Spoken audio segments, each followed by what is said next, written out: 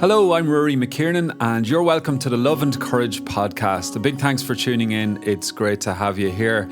There's been a bit of a gap between my episodes recently, and I'd like to apologise to my patrons and to thank you for your ongoing support, your understanding and your patience.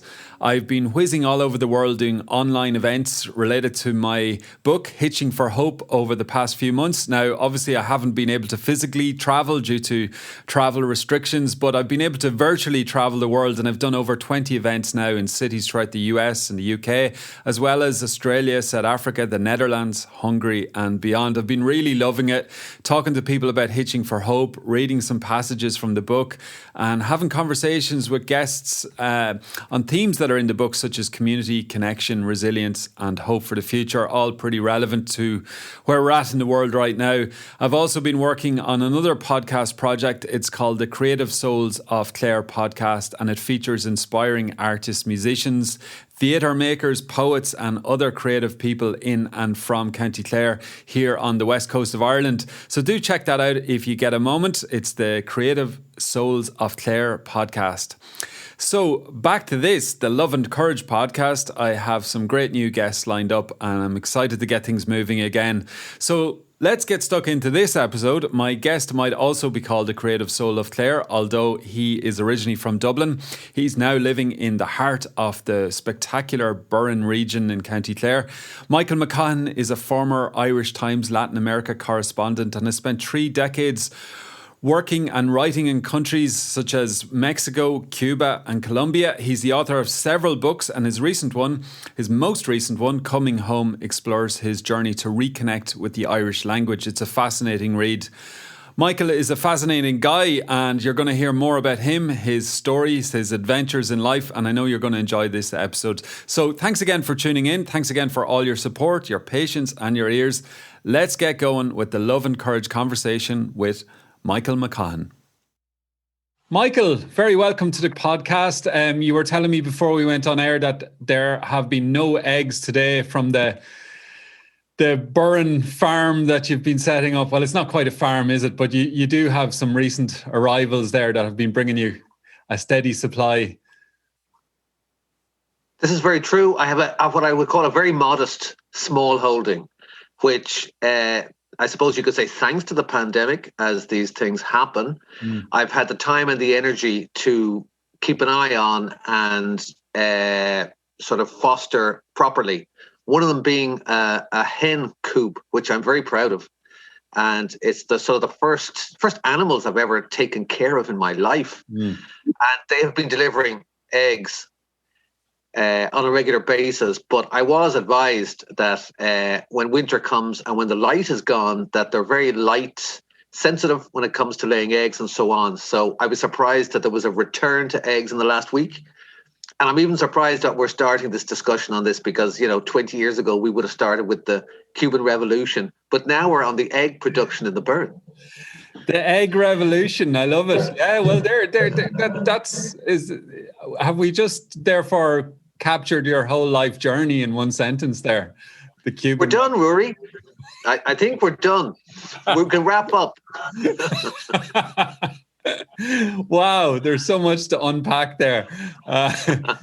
I'll start actually just on the note that I was in Ennistimon this morning, and I was taking a walk by Banner Books, and obviously we're in lockdown as we're recording, so shops are closed, but I actually did see your book in the window display, your newest book, Coming Home to Irish, and it was lovely to see it still in prominence.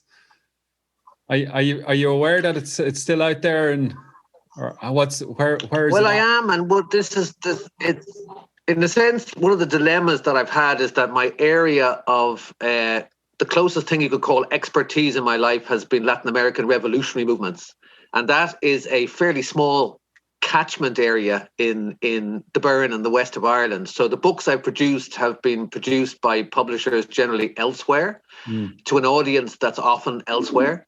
So producing that book with Gill, one of the main Irish publishers, meant that for the first time I was seeing my book in every bookshop around the country, and I was actually still, funny you should talk about yesterday. I was in just online yesterday. Someone who I contacted for a completely different reason mentioned that they'd read my book. So it's kind of interesting to bring the focus to something much nearer to home in terms of the way it comes back to you. So I suppose, Michael, that's one of the interesting things about any kind of creative work that you might put out into the world, is that it goes off on its own journey and adventure, and that we hear back from people when we hear back, and perhaps sometimes it's years later. Has that been an experience for you with past books and past projects? Very much so. And sometimes it's actually sort of added to the original project. So particularly in the case of an open-ended book, such as I wrote a biography of Rodolfo Walsh, and it is effectively the first biography published about this man, who was a very significant journalist and revolutionary in Argentina, and to some extent in Cuba in the 1950s, 60s and 70s. And I wrote the book at a time when Argentina was still emerging from that era, and is still emerging with the limitations and the freedoms opening up at the same time, the limits and being tested. And there were a lot of people alive who knew him very well, including his relatives. 2 brothers I spoke to before they died. Of course, since then, a lot of the people I spoke to have died, which makes a book unique in that that's the end of their testimony. But new people kept coming in who perhaps got a bit more courage as years went by to actually speak. And so you would be surprised when I went back to Cuba, for example, I met somebody who went to their drawer. This is somebody who would have been a lowly journalist in the Cuban press agency who happened to be on duty when Rodolfo was working. Rodolfo worked there for a time. And he went to his drawer and pulled out these photos that had nothing written on them. They're just photos that included Rodolfo and himself. And there were 3 or 4 or 5 of them. And it was amazing that you could still be discovering photos, people, eyewitness stuff that relates to someone like in that, you've written the book, you've really scoured, you've done the detective work, and yet 15 years later, you still meet people who have something new to add to a story. So a sense of story is never finished. And that would very much go for the Irish language book that I wrote, because in a sense, the book itself is one thing, but the book then gives life to something else. In other words, arising from the book, people began to contact me about their own experiences with the Irish language.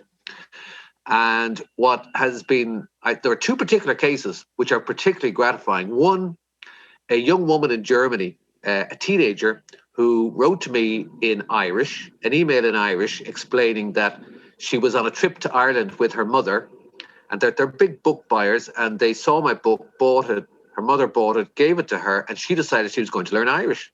This is a young woman called Laura Weinert, who lives in a small town in Germany. She has been writing to me in Irish consistently for the past 2 years, and about a year and a half ago announced she was coming over with her mother to visit Ireland and wanted to come meet me. So on an afternoon, we had tea and biscuits with Laura, who spoke Irish to me. Her mother was raised learned Russian as a kid. She had no English whatsoever. And then her sister, who had no English or Irish, her younger sister.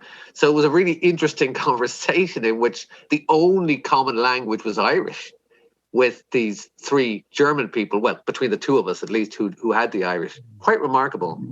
And then the other example I'd give is a young guy in Blanchardstown who wrote me a letter out of the blue, who just said that he'd read the book and that he'd, like myself, he'd been thinking about Irish, but that he gave him a kick sa hoan, as he said, a kick up the bum, to actually go out and learn it. And he joined the Gael Og, which is sort of a local GA team that does their stuff through Irish. And that's been another regular pen pal, effectively. Mm. So, books are great. They're like seeds and roots. They grow, they keep growing, and they keep moving on. It's a lovely thing. They're only the stories that you know about, Michael. So presumably, like many thousands of people have read your books, and, you'll only ever hear from a handful of those, or a relative handful. And so for every story that you hear back, there are countless stories that you'll never hear about. And it's almost this magical, mysterious universe that's continues on. The story keeps unfolding, doesn't it? It does indeed, and that's why what people get very caught up in sort of, how many books can you sell, how many, what can you do, but everything moves out. It's like public talks. You have 10 people at a talk, or you might have 200, but the one at which you had 10 people might actually prove the more effective in terms of, say, organizing or campaigning, rather than the 200, because maybe something more profound happens at that small gathering with 10 people. I've certainly found that in terms of campaigning. Yeah. You know? No, I would share that view, absolutely. So I'm doing a series of online events at the moment, and some of them that could be 40, 50, and then some of them maybe more 20. And I try not to get in any way interested in the numbers, because at the end of the day, they're individual lives and stories, and you just don't know the impact that anyone's going to have, me on them or them on me. So it's I suppose that's a human experience, isn't it? That we have to kind of boil things down to its simplest, and sometimes not get too lost in the abstraction of the bigness. There seems to be an obsession with bigness, isn't there? Isn't there? Yeah, it's like, I remember in Argentina, there's all sorts of campaigns going on, but this group of intellectuals, I don't mean to beat on the intellectuals, they're very necessary in society, but they got together and their campaign was end the external debt. And so they would meet once a week to end the external debt. But the goal is so huge, the ambition is so distant, that over time, the fatigue is inevitable. Whereas if it had been, say, to start a small workshop in a community of, sharing experiences about something small, that might have a very different impact, perhaps. Yeah, absolutely. So, Michael, where did this journey in writing and communication in particular start for you? Like, were there early inclinations when you were a child or a teenager, perhaps, or was it later on that it emerged? I think there's a couple of things I'd point to. One of them being a love of reading from a very young age, and reading very broadly through a library of whatever was at hand, and music. Now, I've just been told that this internet connection is unstable. Should I keep going? Or sorry, Roy, I shouldn't have stopped. Well, the world is unstable at the moment, so we'll trust that. We'll keep going. There's a strength in instability. Great. So punk rock is the other thing. Music, and not even just punk rock, but before, during, and after punk rock, music came to shape my sort of take on the world, and in that way, punk offered this: anything is possible. You can do it yourself, and you don't have to have some sort of professional knowledge in order to take a crack at something. So I guess for me, the really formative influences, as to the best of which I can remember, and I think one of the great sort of influences we maybe take too much for granted, is what's going on in your family. The family dynamics form such a core part of who you are, what your levels of well-being and confidence are, but you have to set that to one side in a sense, because every family has its own huge dynamic, which is impossible to measure or whatever. I would say that reading, an early passion for reading and learning, a passion for soccer, a very physical passion of wanting to be out all the time, kicking a ball around and running around in the cold and the rain and the wet, whatever it was, it didn't bother me. And then music from a very early age. I bought my first single at the age of 8. And I then, over the years, moved into punk rock. And that was enormous, because it was regarded as almost like a revolutionary, even though it wasn't a revolution. There was something revolutionary about it, a massive break with the past, with music, with the way in which music was made, who could make music. Levels of, if you're not a professional musician, you can and can't do certain things. You could have a fanzine, you could organize a gig, you could play an instrument badly or well, you could compose songs, and maybe even get to record a demo and an album, and so on and so forth. It completely broke down the barriers of the possible. And I guess I was lucky, and that's an element of privilege that comes with being middle class and being based in Dublin. in the 1970s. It gave me a huge confidence in being able to follow my own path. And that led me directly from music through the Clash to the Nicaraguan Revolution via the Sandinista album. If you wanted to pin it down to one album, you would have to stop there. And that then led to, I think a lot of us who campaign on issues. We look at, say, educational reform, maybe look at prison and police reform, maybe look at healthcare, etc. I landed at the age of 21 in a fully scaled revolution in which everything was on the table. In other words, the old order collapsed and a new set of institutions and ideas and visions were implemented, which meant that everybody was going around making this new society that we couldn't even dream of, in a sense, because our own horizons were so limited by the sort of theocratic stranglehold and the status quo and the political parties and the weather. Oh, you're including the weather in the mix in there. That's interesting.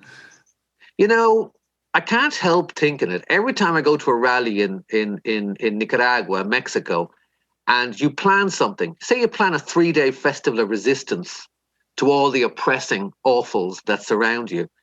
And you know what? You're going to be able to get out there in a t-shirt and shorts and flip-flops. And almost to a certain extent, you're going to be able to rely on having a dry weather, warm weather, and a kind of a festival vibe. Sorry, that's how it is. Yeah, no, it's an interesting dynamic. I mean, so, traditionally we like to and sometimes like to kind of play victim to the role of the British colonialism or the Catholic Church or the Roman Empire or whatever it is, but the weather certainly is not one that we can really blame anybody on as such. So it introduces another dynamic. But if we go back just briefly, Michael, to you mentioned a first single at the age of eight, I think. I'm just curious what that single was. Do you remember? I'm really hoping you wouldn't ask me that. It's Kylie Minogue or something, was it? Forward. Kylie Minogue, you're showing your age. It was Gary Glitter. It was Madonna. Gary Glitter. Okay, we'll move along now. Well, I think one of my first albums was Shakin' Stevens. So, oh dear, I know. Look at whatever it takes, and all music has its value, I suppose. So, Michael, what age were you when you first ended up in Latin America? It would have been going directly to Nicaragua. It was my first time out of Europe. 1985. I was 21 years of age.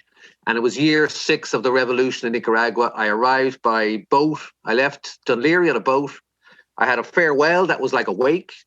Everybody was there. My first Spanish teacher was there. My parents were there. My girlfriend was there. It was my brother and sisters were there. It's when you think now of the ease with which we, pandemic aside, travel, it was a remarkable farewell. And a red and black flag was waved from the shore as the boat departed.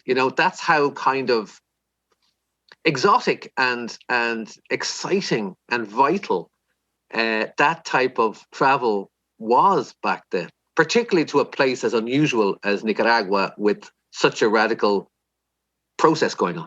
So the fact that you had a red and black, essentially anarchist flag flying and a sense of on the way to a revolution, that suggests that there was a kind of a missionary type mission that you were on and that people were aware of? Like, was it that you were going to offer witness, or were you going to join the revolution? What was the intention? That's a good question. And in a sense, that's the question that pursued me for the next decade.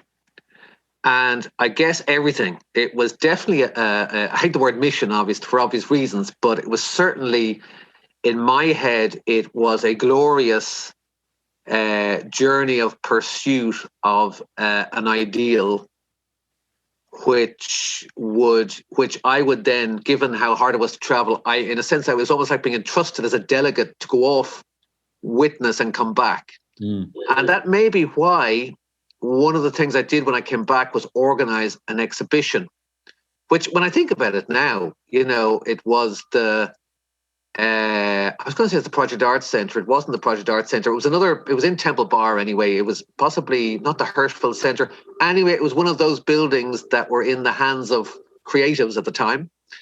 And I put together an exhibition of posters, recordings, information, and I named it after a Husker Du album called New Day Rising. Again, very fanciful and very, in a sense, we can now look at it as you could easily call it naive, but something I was very proud of. There was also a dance piece in it. It was an attempt to translate and bring back some of what I'd seen there. And my very brave Spanish teacher from school brought a class in from this very well-heeled private school in Dublin 4 on Aylesbury Road, and was subsequently summoned to the principal's office by an irate parent who wanted to know why her children were taken to this communist exhibition. Mm. And is that essentially the first inroads into kind of the journey of journalism in a sense? It was, because up until then, I was at college then in Trinity, and I had written the odd piece for the college journals and the odd gig review. I was very connected to the music scene. I worked as entertainment officer, organising the gigs in Trinity just before I went to Nicaragua. That's what gave me the funds to be able to go. And Hot Press agreed to publish a feature of mine about the Nicaraguan Revolution, which was published in 1985, for which I was paid, I recall, £184. I could probably have bought the acre of land I'm sitting on if I'd known with that money. And that, again, maybe that was a little too easy. I thought, okay, that I did that. I could do that again on a bigger scale, maybe in the future. So it was a very nice introduction to that. And what I suppose happened then, I reread that article last year for the first time since 1985. And I kind of had my head in my hands wondering what sort of glories I'd written about. And I was actually really pleased and surprised with what I'd written then.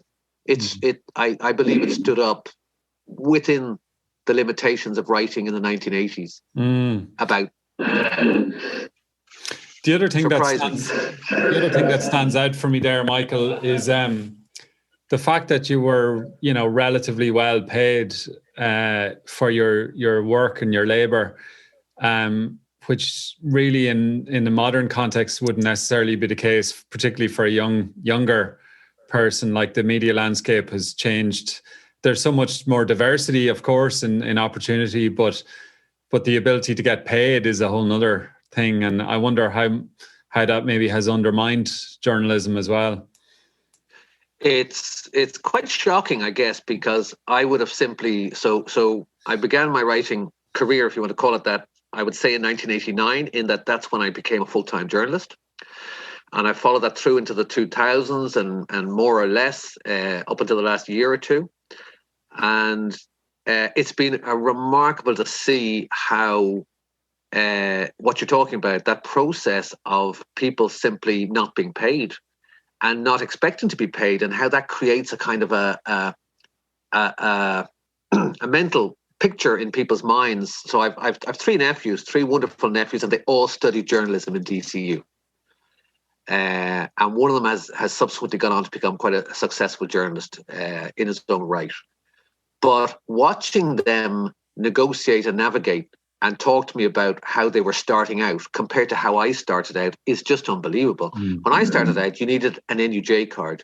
You needed an NUJ card because the Union of Journalists had an important role to play in ensuring that journalism had standards, had duties and responsibilities. In other words, the journalists got paid, but the journalists also had a code of ethics, which were quite strict, and you would be brought up very quickly on those standards if they were breached.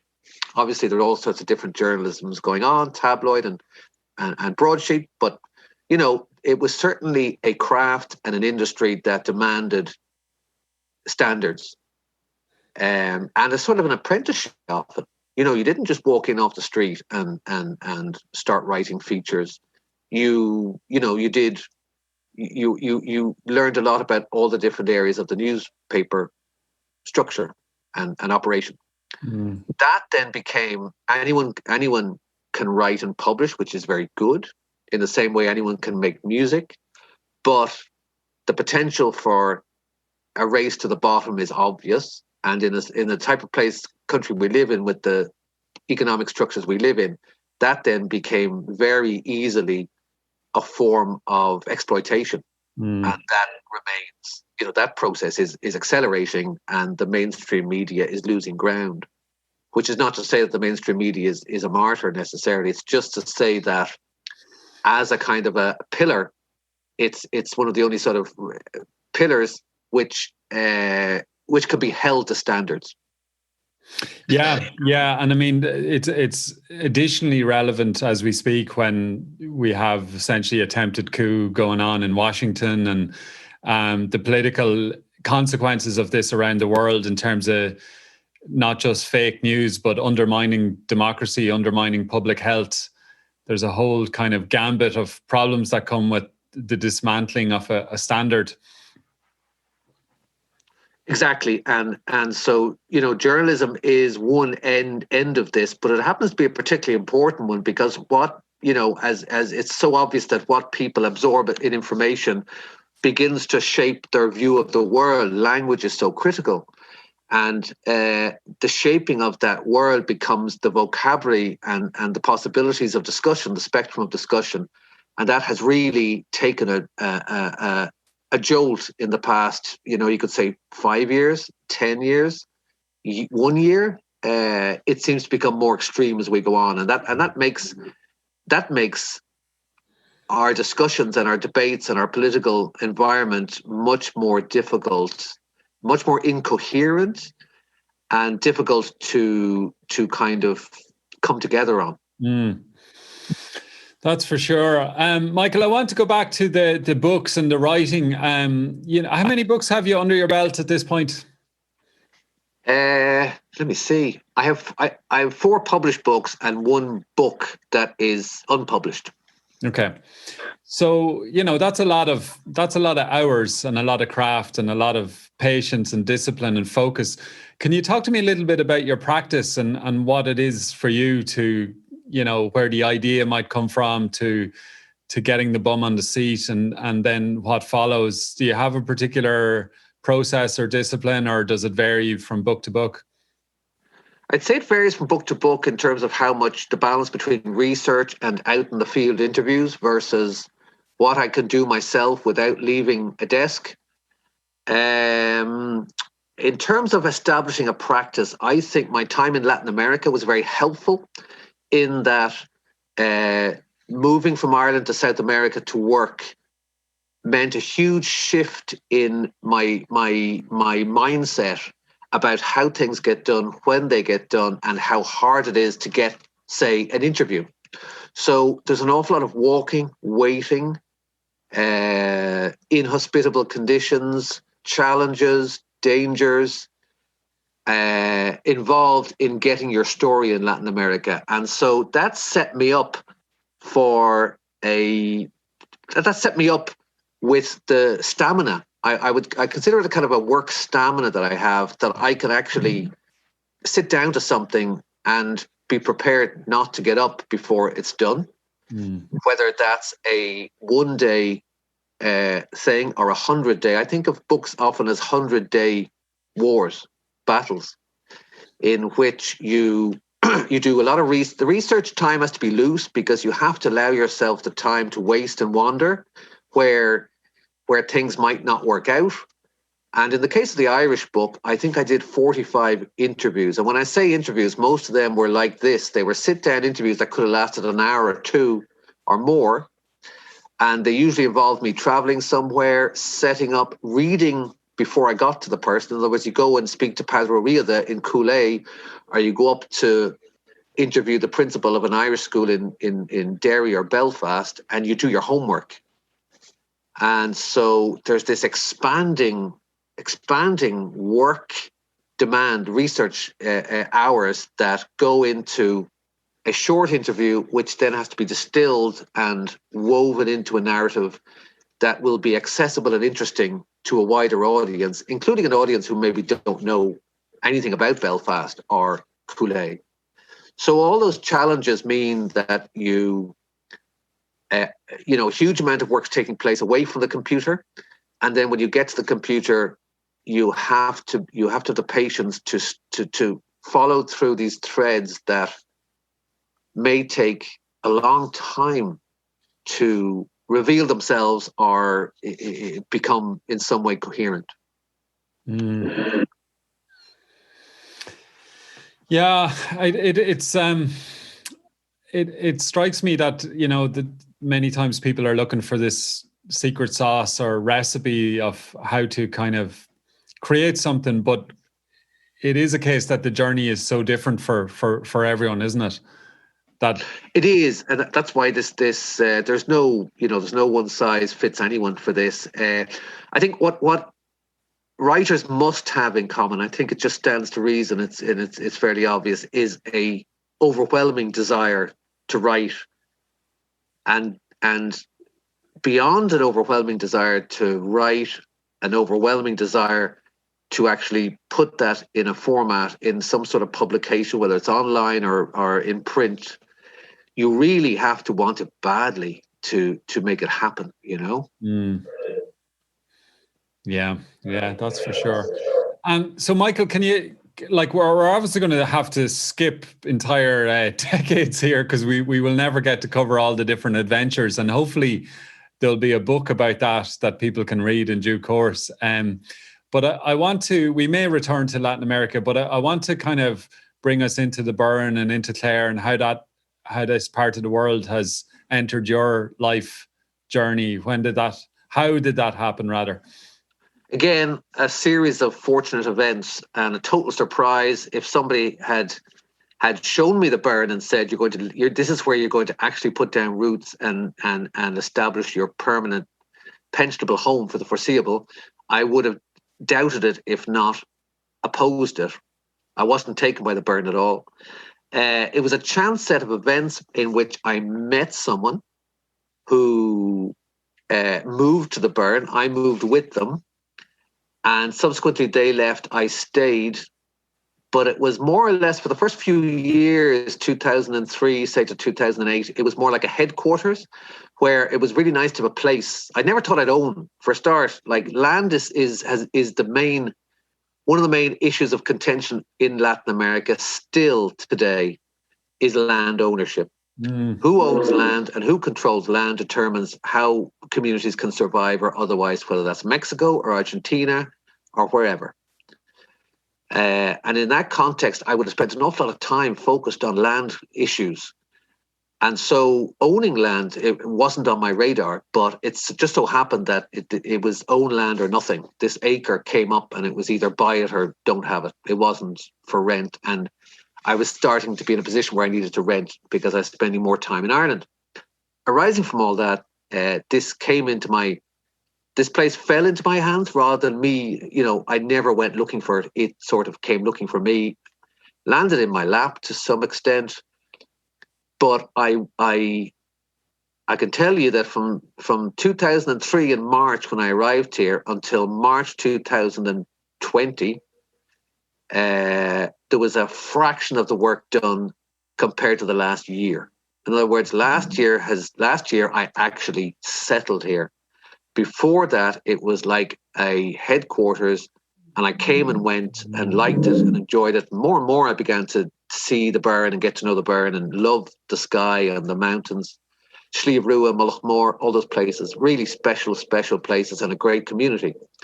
But I only really found myself in here since March, and that coincides with having a small child. I have a 2-year-old boy, Fela, who, again, through him discovering the Burren, which is like his big natural playground, I'm rediscovering the burn at his pace. And that pace is very slow and very reflective and very dreamy. And so this acre has suddenly become a universe of possibility, from seeds to hens to polytunnel to picnic areas to swing and slide and so on. And it's as if, whereas before I thought that I needed to sweep across the world, it seems now like I feel the need to dig down where I am. And that's a lovely feeling. As you get a little older, it seems to dovetail very nicely into where your energy is and the balance in your life is, I think. So does that suggest also that perhaps you're finding more peace in yourself? Absolutely. And it's not the burn alone, but the burn certainly helps.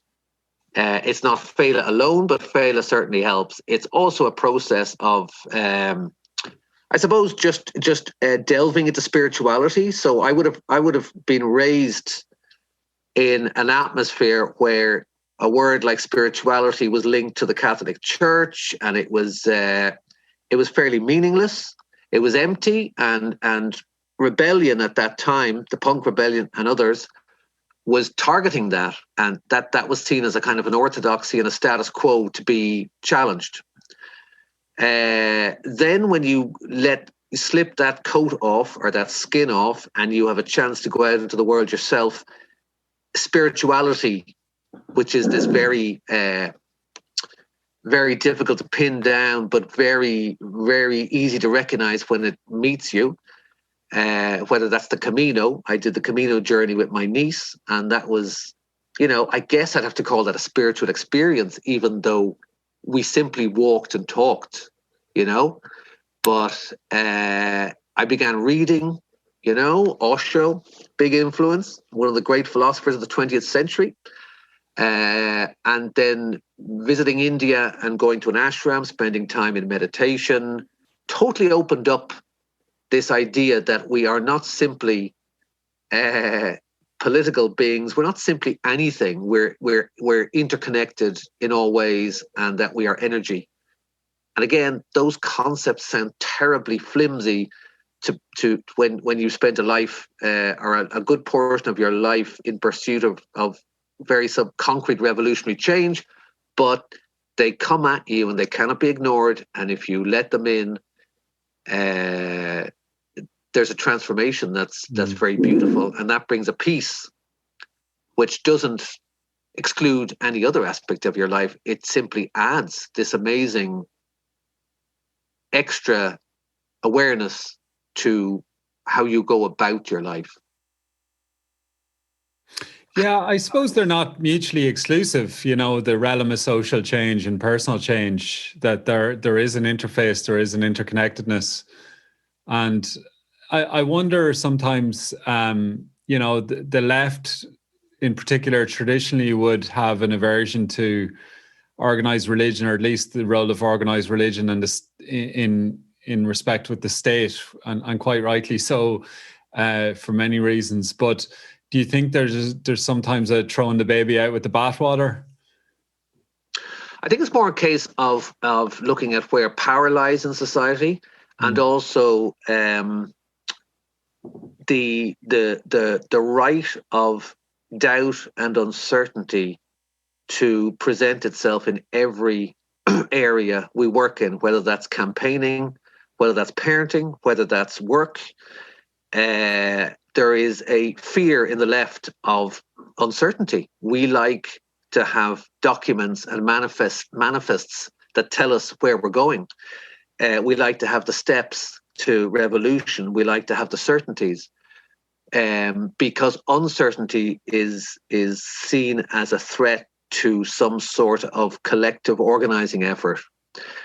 Uncertainty, whether that's allowing even just something that really struck me, is say the dehumanization of the people who are not on your side. There is a almost unconscious but yet deliberate way in which we sort of look on our opponents as different, as different in some essential area as ourselves, whereas spirituality won't allow you that luxury. That's a luxury, because that luxury then says that person is over there, I'm here, they're wrong, I'm right.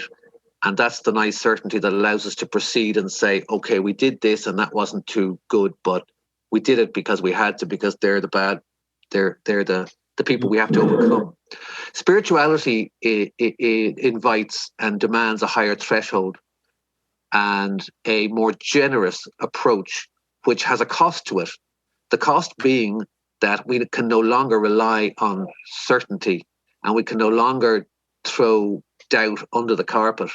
We actually have it in front of us and say, here we are doing this, but those people over there are doing their thing, and they're not necessarily bad people, and perhaps I could be them and they could be me. Again, this all gets to sound quite insubstantial, but when you're actually to bring forward something that holds those principles, actually is a very exciting leap into the unknown, which I believe could have very, very positive consequences for those trying to create a more just society. Do you think that that would bring us to a more Zapatista sensibility? Do you think that La Mystica and that whole notion of the magical possibilitarian world, is that something that the Zapatistas do well in your view, or?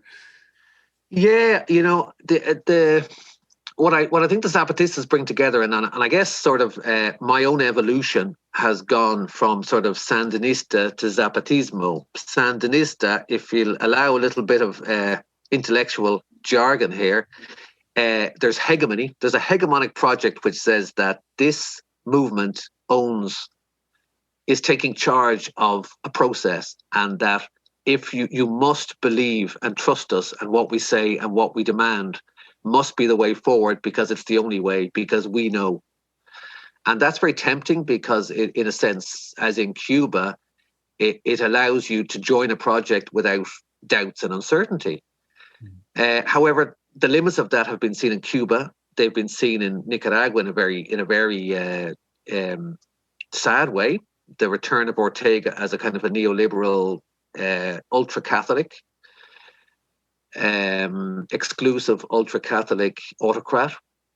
And then you meet the Zapatistas, where you find a movement prepared to say, we don't have all the answers, but a movement that is rooted in a community life, some of it quite conservative, because it says, this group of rebels, urban rebels, moved to the southeast because nowhere was safe from the state and the capital. The massacres were being carried out. So these people went underground and found themselves in a community that they thought they were going to teach revolution to. They ended up being swallowed up by that community and its own values, which are based on what they call the mandar obedeciendo, which is a very fanciful notion that power is at the service of community rather than the other way around. And they've done their best to follow those principles by declaring autonomy and saying, we are all the government. And we are all the government is an incredibly unwieldy social project, which sees literally every month a transfer of government in a community or in a region from 20 people from one region to 20 people in another. So you are the ministries and the government literally for 30 or 60 days at a time.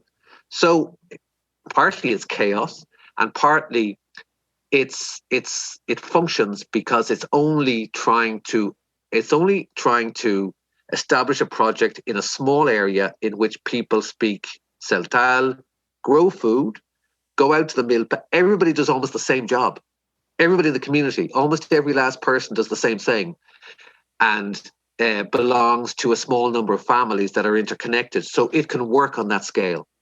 So it's not that the Zapatismo can be applied mechanically to somewhere else. It's that the values and the way they've gone has proven a reasonable compromise between the possible and the desirable. Do you think Do you think that the dream has held out? I mean, it's been what, over 20 years now since it's kind of perhaps the pinnacle or the heyday of the at least the global influence of the Zapatistas. I'm wondering, if we look in now, what do you think the health of that dream is? And on the 20th anniversary, which is 2014, 2015, and the state was doing its best to try and show statistically that the Zapatista communities were poorer than the communities that were not Zapatista. And it was very interesting because they had this measuring scale, which was all about economic factors. So these communities in the Zapatista territory didn't accept state aid because part of the autonomy project was to sort of channel independent aid from NGOs where possible and just build an alternative that's low cost, low maintenance, and does not rely on the state because the state giveth and the state taketh away, and you're ultimately hostage to a political party or whatever. The Zapatistas then brought out their own measuring, to some extent, of the last 20 years.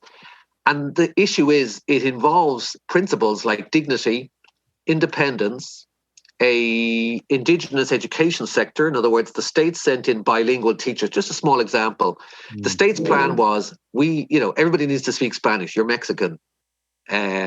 So we give you these teachers that will ultimately teach all your kids to speak Spanish well so they can function well in the market economy. The Zapatistas had a different idea, and they developed their own instructors in their own communities and their own schools. And that's gone reasonably well in the circumstances, so that you actually have this sense of an autochthonous, as they call it, not just autonomy, but autochthony, which is kind of about the restoration and putting the indigenous life at the center of an indigenous community, rather than it being something that has to be ultimately done away with and assimilated into a greater project that is Mexico. So it's a lot of what has been achieved by the Zapatistas are intangibles. What I would say is that if you look back, if you were to take a measuring rod to the Mexican state in the last 20 years, you would find 150,000 people killed in the so-called drug wars. You would find 25,000 people disappeared, totally unaccounted for. These were in the communities that have the stamp of approval of the Mexican state. Those people frequently come and go from the states to work to make up the shortfall in their money. Those people are dying and disappearing on the way to the states, but they don't count in the statistics. Just like the massive human cost of the drug war. Like my friends having lived in Mexico for 8 years, I have a lot of friends in Mexico City and elsewhere, not just in Chiapas. And those people have been almost, to use a terrible phrase, decommissioned in the last 10 years. They are now almost confined to home. There's almost an invisible curfew because fear, the fear is so great. If you're a woman or if you're a young man of an age that the cartel might be attracted or might find you useful, it's psychologically it's a state of terror for an awful lot of people. So how do you measure that on the economic scale? And the Zapatista territory, by maintaining this stubborn resilience, has kept the cartels at bay. You can't operate a cartel in a Zapatista community. You can't. It's not easy to penetrate the Zapatista territory because it's a territory that's under. It's not on. The Zapatistas' military strength is tiny. It's symbolic, but their unity, where it holds, is a clear buffer to what's happening in the rest of Mexico. And I've never seen, in terms of a country going downhill, you would have to compare it to dictatorships. So in Argentina, if you were in Argentina in 1973 and you were in Argentina in 1976, you damn well notice the difference within, an hour of arriving. You'd see the tanks and the police and the patrols and the searches and the this, that, and the other, and the fear. In Mexico, you could, democracy, so-called democracy, has not been interrupted. But people's lives are massively interrupted and disrupted and limited by what's going on there. So where does all that fit into the scale of human development, Yeah. So that's a long answer to what you asked. Yeah, there's a lot there, Michael.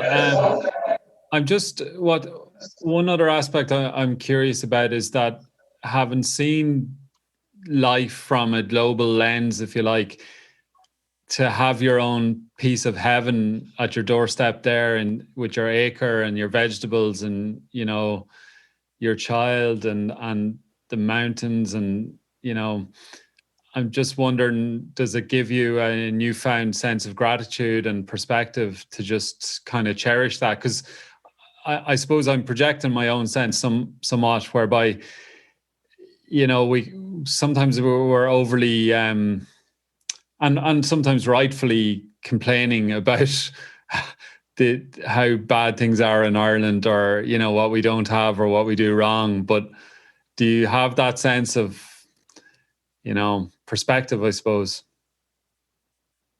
Yeah, I call it the GG factor, Rory. What factor? I have gone from guilt. The GG factor. Oh, it has a name. It has a name, of course. It's gonna get big. Don't worry. From guilt, I guess, to gratitude. So there was definitely a point when things settled here that I felt. I used to wake up every morning, and I know before I had breakfast, I was reminded in my head that I'm white, male, middle class, and enjoying an unearned privilege in this field. Yeah, and did you go out and flog yourself with a whip then? I did. Well, I got a neighbour to do that, but we don't talk about that. That then transformed. I guess this is where the spiritual comes in, if that doesn't sound like sort of an easy excuse. But having a child, then it went to being more about gratitude and about accepting that there are so many circumstances not of your own making and that affect your life and bring you to somewhere. But it has certainly given me a sense in which I feel responsible every hour of every day to try and be a better human being, however dim and distant that sounds, and so on. It means that interacting with a neighbor, interacting with anyone, with an animal, with a plant, with a tree, gratitude is now in my mind. It's on the tip of my tongue rather than somewhere buried back as a kind of a cliche. Oh, I know I come from this background in Dublin, so I must always remember that. Now it's actually like a living function of how I operate. That's a big difference for me. I hope I can live that out, Yeah. Well, it sounds like a good note to end on, just that sense of the journey and coming to that sense of peace, because I suppose like that's really what we're all seeking, one way or the other, whether you're whatever color, gender, religion, race, income stream, whatever it is, like some sense of peace. Obviously there's a spectrum in there too, and it's not everybody perhaps is signed up exactly the same way. But your last book there, Coming Home to Irish, it feels to me that there's part of that, or maybe it's the sequel, is just coming home to oneself. Absolutely. And I think if there's a next book, which I hope there will be because I'm tipping away at it will be precisely that. It rather than being about, say, a single language or a single journey, it's a reconciling of all the elements of the strange jigsaw puzzle and the mystery, and trying to not necessarily make sense, because making sense means that you're starting to put them into little boxes and say this fits here, there, and everywhere. Nothing really fits, but saying that actually this is okay. The what you do and where you are and how you end up we're fine. And doing your best, doing that little bit each day, whatever it means. Lovely. I guess.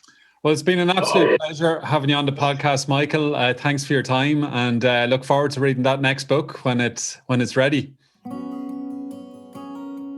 Hello, Rory here again. Thanks for tuning in to the Love and Courage podcast. I hope you enjoyed that conversation with Michael McCaughan. Please consider sharing amongst friends or whoever you think might be interested, and rating and reviewing the podcast in your app if you feel inclined. All support is appreciated, and sincere thanks to all you once-off and monthly patrons who continue to believe in the podcast and support my wider work in the world. I really don't take the support for granted, and I thank you for staying with me on this journey. So thanks again, folks. Here's to you and to all of us on this journey of love and courage in the world.